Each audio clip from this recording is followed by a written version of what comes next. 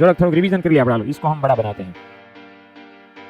બસ આટલું જ મોટું બનશે એમ કે બરાબર. પછી આપણે હડપ્પા, મોહેજો દડો ને લોથલ ને નગર ને અજંતા ઇલોરા ગુફાઓને દ્વારકા ડૂબી ગયેલી દરિયા અને ભાઈ બહેનો. ત્યાર પછી જોયું તો કૈલાસનું સરસ મજાનું મંદિર ને પછી જોયું તો પ્રાચીન ભારતમાં લોહનો થાંભલો વિમાનો સરસ મજાના નયમા પુલ, શ્રીલંકા અને ભારત વચ્ચેનો આયુર્વેદના સાધનો જોયા હતા. સુશ્રુતની આપણે સરસ મજાની સર્જરી જોઈ હતી. રાજા ભરતનું નામ જોયું હતું. ત્યાર પછી લોથલ અને હડપ્પાના નગર વ્યવસ્થાના પુરાવો જોયા હતા. પ્રાચીન ભારતનું માળખું જોયું હતું.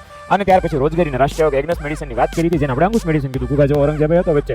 ત્યાર પછી આપણે જોયું તો સ્વાતંત્ર્ય પહેલાનું ભારતીય અર્થતંત્ર, રેલવે જોઈતી, રસ્તા જોઈતા, આરબીઆઈ ને બેંકો જોઈતી, સતી પ્રથા ને ખેતી જોઈતી, મહેસૂલોનો દર જોઈતો, મહેસૂલોના દર. પછી આપણે જોઈતું કરવેરા પછી જકાત પછી ઉદ્યોગ અને હસ્તકલા, કારીગર, શોષણ જોયું, મૂડીરોકાણ જોયું, વિવિધ ભરણાનો બોજો જોયો. આટલું જોયા પછી આપણે થયા આઝાદ થયા પછી આપણે 8 વસ્તુ જોઈ હતી. 8 વસ્તુમાં પેલું માથા દીઠે આવક, બીજું ખેતી, ત્રીજું ઉદ્યોગ, ચોથું સેવા, પાંચમું વસ્તી સતત વધતી જતી. એના પછી છઠ્ઠું ગરીબી, સાતમું બેકારી, આઠમું માનવ અને વિકાસાંક.